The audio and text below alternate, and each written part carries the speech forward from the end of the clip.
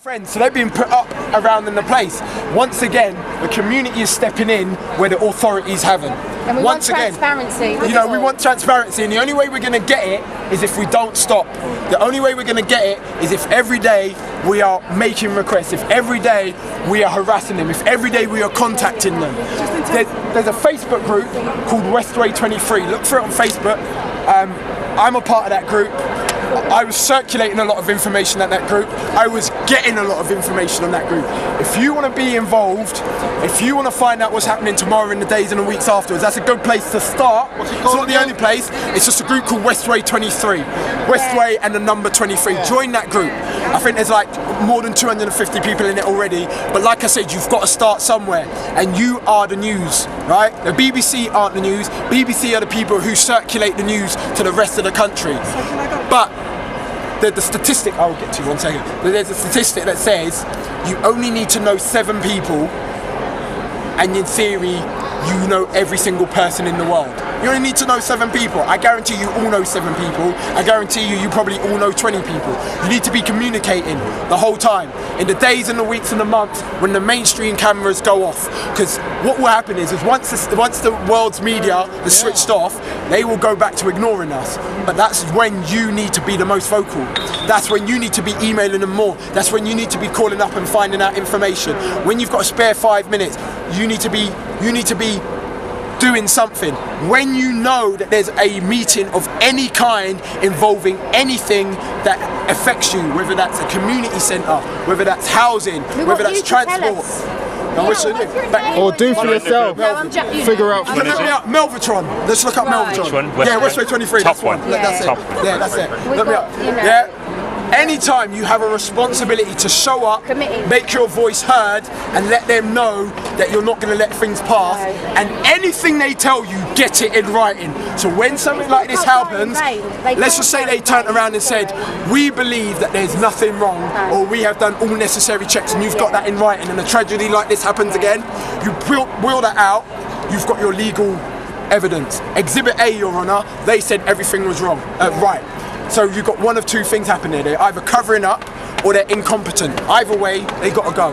Every single public sector organisation, bar a few, you could cut down their workforce down to 25% and you would get exactly the same amount of work done. There is no consequence for incompetence. There is no penalisation for incompetence. There's people in there who've been in there 10, 20 years. They can't do anything with them. They don't jog them on, they don't wipe them out. There's people in there that don't do anything. And they say many hands make light work, and they do, because that's what the Egyptians did to build the pyramid. But in there it's the opposite. The more people there are, the less work that gets done. Yeah? I came from a commercial environment, went back into a public sector organisation in Tower Hamlets, and I'm saying, right, this is what we need. I've come from an expert sector. This is what we need to do in this sector to get it done. And we're having meetings about the same thing a year and a half later. That's what I'm talking about. The level of inaction and are you glad? Are you massive? Are you glad? In terms of transparency, because I know that they're being very prudent about what information they're giving out there. So far I'm seeing ridiculously low numbers, like 17 people have died. Yeah, because has anyone actually? Because I understand that the fire brigade have been very forthcoming with information. Is there anyone here that's actually spoken to them directly? So I haven't spoken to them directly, but I know people that have, and the consistent theme is that there are tons of bodies on the staircases. Yeah. Tons of bodies on the staircases, right? They're saying, all right, in the media now, they're saying that as many as 70 are missing, presumed dead. Right? Let's do some more calculations again, right? 26 floors. Right, yeah, 26 floors, of which the top 20 I'll have it all, the bottom 4 community offices and other things like that, right? But we're talking about roughly 600 people, of which almost conservative estimations again, roughly 100 are either already confirmed dead or went to hospital, right? So that's a fifth. They reckon about another 2/5 managed to get out, so that's 200, 300.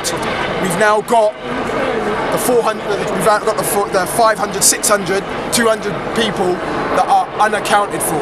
Now that may just be that they're sitting in hospitals. Some people were sitting in hospitals, no phone, no communication, just waiting to be found. So they may be sitting there, but there's still roughly 200 people unaccounted for, right? And I know they're conservative estimates, but even if we reduce it a bit, we're looking at a death count of somewhere between 100 to 150 people. Yeah. They're trying to micromanage that information because what they're trying to do, again, I can't be clear on it, but I'm adding things together and I'm saying it as I see it, right?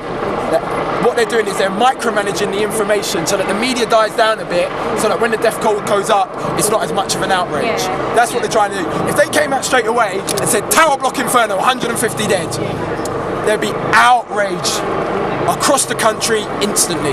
Yeah? Every tower block up and down the country would be raised. I have one more question, just because I know your mouth's dry and your bottle of water's finished. Yes, thank you, sir. Are you happy?